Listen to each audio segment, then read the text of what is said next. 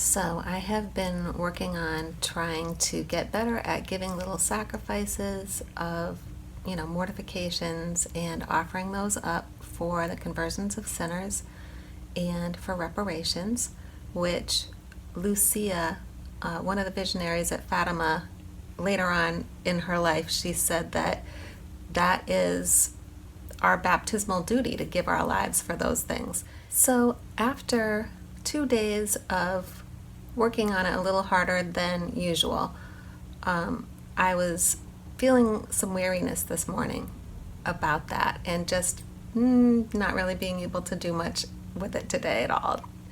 And I was thinking about the good thief, and I was thinking about the innocence of Christ that the good thief pointed out, and the Immaculate Heart of Mary, who also innocent, was suffering through all the suffering that Jesus offered.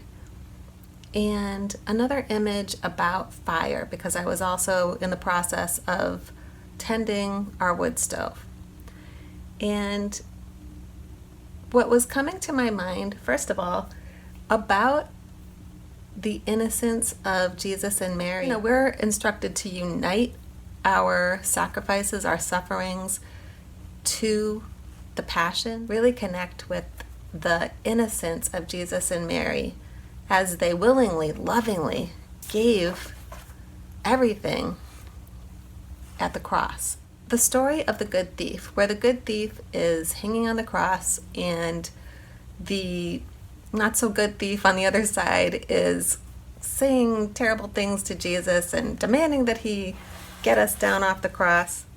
And the good thief says, "Have you no fear of God?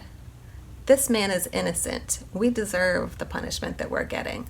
And then he turns to Jesus and he says, "Remember me when you come into your kingdom." And Jesus says, "Today you're going to be with me in paradise." So if you think about what that good thief did, what he did was, not only did he kindly, in a sense, correct the other thief, saying, "Have you no fear of God? Take this last chance to repent." Hopefully he did. Maybe he did. But he gave comfort to Jesus from the cross. So here he is. He's suffering on the cross. The good thief is suffering on the cross. His focus is not on his own suffering. He knows he deserves his own suffering. He's focused on Jesus' innocence. So that focus from the cross on Jesus' innocence and the admission of his own guilt, and standing up for Jesus in that way, Jesus loved all of that and promised him paradise. And I just thought that was beautiful to think about that in the innocence of Jesus and Mary in their suffering, and how when we are offering small sacrifices and we're experiencing our suffering, we can know that, yes, we are not innocent. We are not capable of earning the conversions of sinners, but Jesus and Mary were and are, and we can participate in the grace of salvation.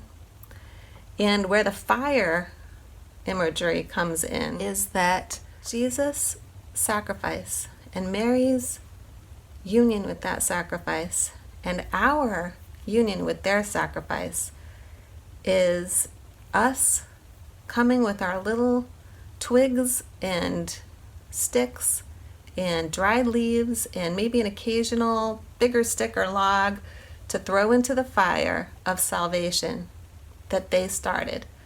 And so we have a way of participating in keeping the fire of salvation going, in a sense. There is something real about that, because Paul talks about how we make up for something in this, that was lacking in the suffering of Christ, even though there wasn't anything lacking. So just imagining, as you're going through a day, even if you're not purposefully offering anything that day, but if you experience something one of your loved ones says something that's the wrong thing or whatever, just lovingly offering that to God, like dry leaves to just throw into the fire to get some sparks going.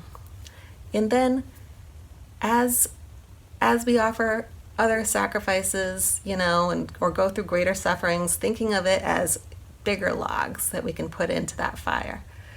And when we know that someone we love, who we are praying for their conversion, when we know that they're going through something and it's like perfect timing to just buckle down and say a rosary just for that one person, or a divine mercy, or both, we can know that we're drawing on the grace of salvation, and it's a salvation that we participate in on a regular basis, Jesus knows us. He knows us when he sees us come and ask him for this grace, because we're offering things to that fire of salvation. One of the things that helped me kind of come to this was using that St. Francis de Sales guide on meditation. So I'm going to link that again, even though I linked it a couple of videos ago. You might find it useful. And other than that, I just hope you have a great day.